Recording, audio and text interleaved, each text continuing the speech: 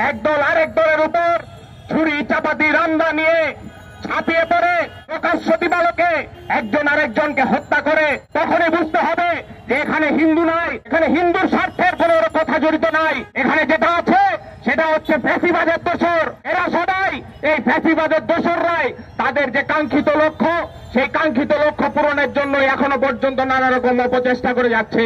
একটা বিষয় সবসময় মনে রাখতে হবে যে হিন্দু এবং হিন্দুত্ববাদ এই দুটো জিনিসকে এক করে ফেলা যাবে না। হিন্দু ধর্মের উৎপত্তি হচ্ছে শান্তি, উদারতা এবং ধৈর্য এবং যে কোনো সহিংসতার বিপক্ষের অবস্থান নিয়ে দাঁড়িয়ে।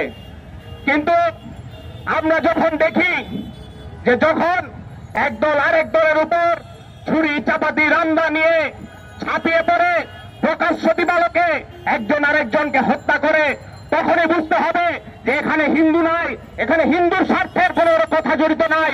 এখানে যেটা আছে সেটা হচ্ছে ফ্যাসিবাদের দোসর। এরা সবাই এই ফ্যাসিবাদের দোসররাই তাদের যে কাঙ্ক্ষিত লক্ষ্য, সেই কাঙ্ক্ষিত লক্ষ্য পূরণের জন্য এখনো পর্যন্ত নানা রকম অপচেষ্টা করে যাচ্ছে। ভারতের জনগণের সাথে আমাদের বাংলাদেশের মানুষের কোনো প্রকার বিরোধ নাই। ভারতের জনগণকে আমরা দেখেছি কিভাবে তারা আমাদের এই ফ্যাসিবাদ বিরোধী যে আন্দোলন চলেছে সেই আন্দোলনে তারা সংহতি জানিয়েছেন। সুতরাং নানা রকম অপচেষ্টা আমরা দেখতে পাচ্ছি।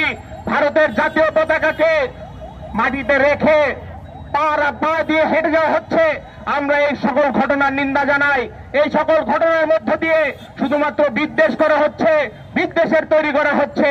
আমরা বলছি যে ভারতের জনগণ বাংলাদেশের বন্ধু, তাই বন্ধু হয়ে আমরা বন্ধুর পাশে দাঁড়াবো।